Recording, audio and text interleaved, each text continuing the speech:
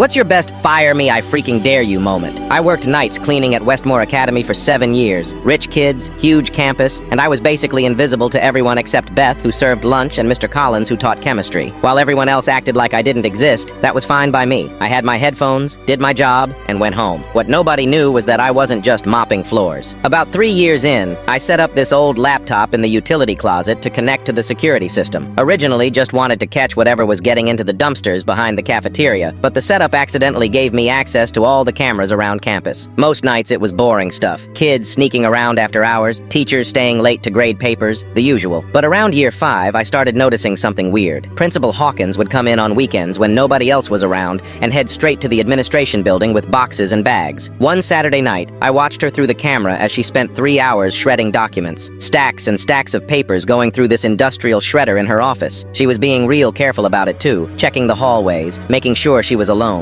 My curiosity got the better of me. Monday morning, before my shift ended, I went dumpster diving behind the admin building. Found bags full of shredded paper. Took me weeks, but I started piecing some of it back together like a jigsaw puzzle during my breaks. What I found made my stomach drop. Fake transcripts with grades changed after graduation. Scholarship applications with forged signatures from teachers who hadn't worked there in years. Bank statements showing money going into personal accounts that should have gone to the scholarship fund. This woman was running a full operation. I sat on it for months, kept collecting evidence, printing screenshots from the security footage, rebuilding more shredded documents. Part of me thought maybe I was wrong. Maybe there was some explanation. But the more I found, the worse it got. Then last Tuesday, I got called into her office right before my shift started. Usually she avoided me completely, so I knew something was up. "Frank, we're making some budget cuts," she said without even looking up from her desk. "Your position is being eliminated effective immediately. No warning, no severance. 7 years of showing up every night, never missing a shift, and she's dismissing me like I'm nothing. You sure you want to do that?" I asked. She finally looked at me with this smug expression. "You clean toilets and empty trash cans, Frank. You're easily replaceable." I reached into my shirt pocket and pulled out a small flash drive, set it right there on her fancy mahogany desk. And apparently, I read too. Her face went white as she stared at that little drive. "Everything's on there. Security footage of your weekend document parties, bank records I found in your personal trash, reconstructed scholarship applications with your handwriting on them, even got audio from the hallway microphones of you on the phone discussing how to hide money transfers." She started stammering, trying to explain, but I held up my hand. "I already made copies. Sent everything to the school board this morning. Local newspaper, too. Oh, and that lawyer downtown who handles fraud cases? He's got a set as well." I turned to leave, then stopped at the door. "By the way, you might want to clean out your desk. Something tells me you won't be needing it much longer." Within a week, she was suspended pending investigation. 2 board members resigned when their names showed up in my evidence. The school offered me my job back, plus a promotion to head of facilities with a huge raise. I turned them down. Already had 3 other schools calling me after word got around